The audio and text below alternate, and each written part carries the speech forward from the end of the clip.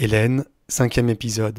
Donc mon vrai père, il attendait quelque part un jour que je l'appelle. Et le dimanche, il m'appelle, il me dit je suppose que vous voulez me rencontrer. Et je le rencontre dans un café le lendemain. 3, 2, 1. Enfin mon vrai père, c'est toujours con de dire vrai faux père, mais celui qui m'a conçu. Tu t'étais pas posé la question avant de savoir qui c'était en fait? Non, ça ne m'était pas du tout. Je savais que j'étais pas biologiquement la fille de mon père Ducharne.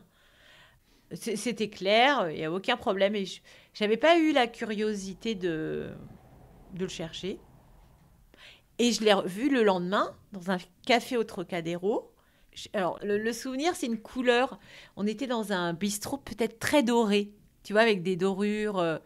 Et quand j'arrive, alors je le vois, il était très grand, disons, assez classe. Il était assez classe. Il s'exprimait très bien. Bon, avocat. Très gentil. Ouais. Mais plutôt quelqu'un d'allure, quoi. Et ce qui était génial, c'est la ressemblance, en fait. C'est que je lui ressemble énormément. Tu vois, j'ai des longs ongles. Dans ma famille, personne n'a ces ongles-là. Hein. Et ils ont tous des ongles courts.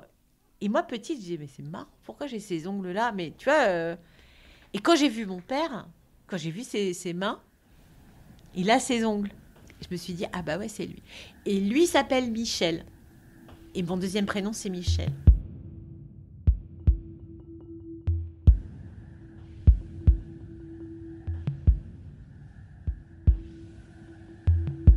La première fois où je le vois, je pars sur mon histoire d'écrire un truc sur ma mère.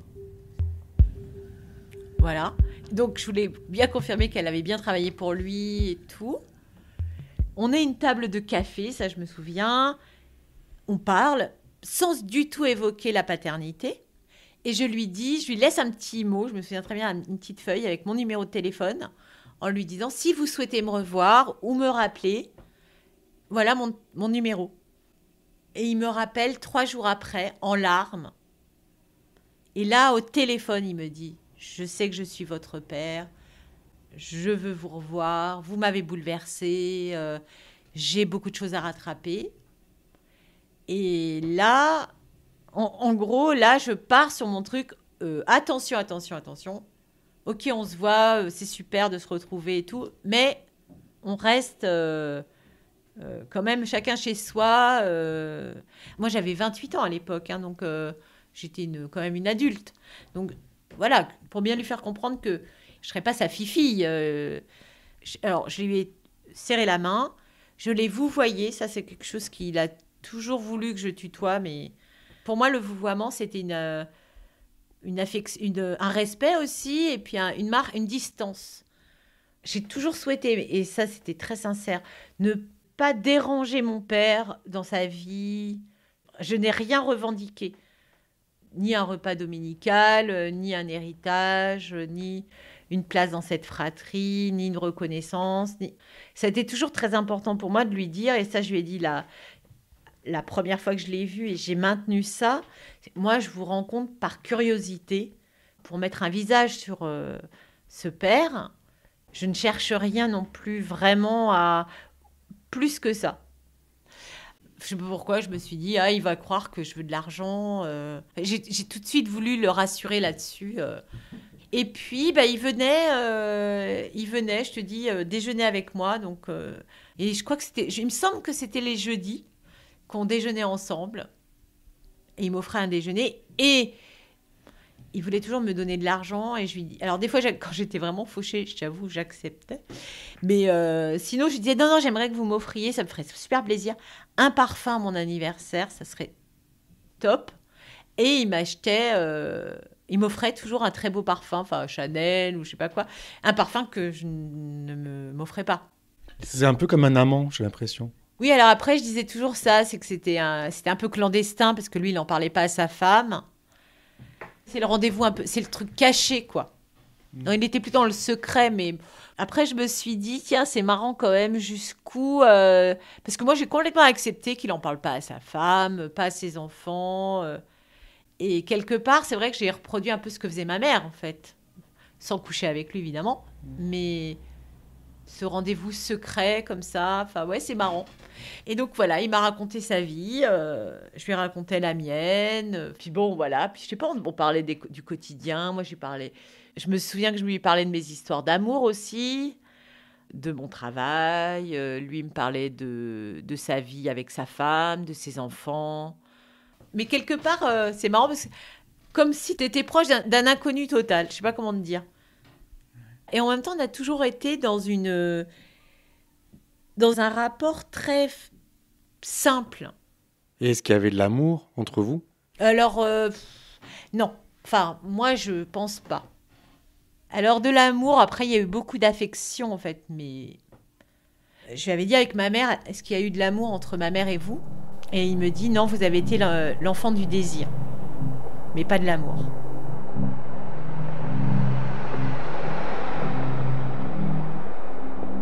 Mais alors, c'est marrant parce que je me souviens très bien petite m'imaginer une famille. Je sais pas si toi, t'as fait ça. Je me projetais une famille idéale. Et quand j'ai rencontré mon vrai père, il aurait pu correspondre à cette famille. Lui, il était avocat.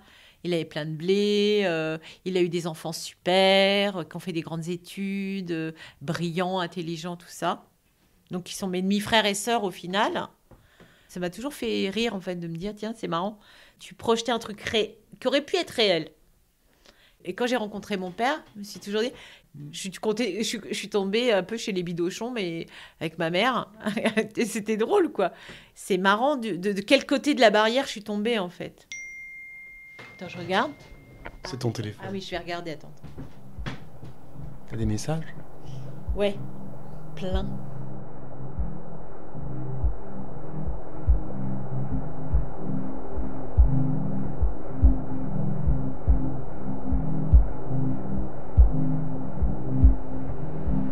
Alors il faudrait qu'on revienne un peu en arrière. À partir de la mort de ta mère, ça a été quoi ta vie? Donc j'ai un peu erré. Donc je suis restée quelques mois sans rien faire du tout. Et je me suis inscrite un peu forcée à la fac d'histoire jusqu'au moment où j'ai décidé d'arriver à Paris et de prendre un appartement. Et là, il fallait que je trouve un moyen de travailler. Et j'ai arpenté la rue de la Roquette. Je suis tombée au théâtre de la Bastille où ils cherchaient une ouvreuse. Donc, j'ai commencé immédiatement dans ce théâtre, le soir même, en tant qu'ouvreuse. Et je me souviens, c'était vraiment une période dorée, quoi. Et là, donc, j'étais greffée, je vivais en couple avec Renaud, avec qui je suis restée 8 ans. Donc, voilà, je travaillais, j'allais à la fac le matin. J'étais standardiste, à l'accueil le soir. Voilà, et après, je suis restée à travailler là-bas 4 ans. Mon métier, maintenant, c'est attaché de presse dans un théâtre. C'est mon travail. Quelle aurait été ma vie si j'avais été élevée par cet homme Enfin, qu'est-ce que ça aurait fait si j'avais été élevée du côté de la veine? C'est drôle de se dire que des fois, voilà, tout ça ne tient qu'à un fil. Mais oui, j'aurais peut-être eu plus d'argent, j'aurais peut-être pas eu cette maladie, j'aurais peut-être fait des longues études. Mais c'est vraiment le film La vie est un long fleuve tranquille, quoi. Tout ce chambardement émotionnel, de retrouver un vrai père, tout ça, on en fait des films, on raconte des livres là-dessus. Enfin, c'est une thématique quand même assez forte. Et des fois, je me dis, au final, moi, bon, j'ai pas eu l'impression que ça m'ait modifiée fondamentalement. En même temps, j'étais contente de le connaître. Mais c'était beaucoup moins romantique que ce qu'on peut raconter. Tu vois, les grandes embrassades ou les grandes retrouvailles et tout. Moi, j'ai jamais eu ça. Et en même temps, il m'a jamais élevée. Et ça, c'est irremplaçable, en fait. D'ailleurs, à sa mort, il n'y a pas eu quoi que ce soit sur moi. À suivre.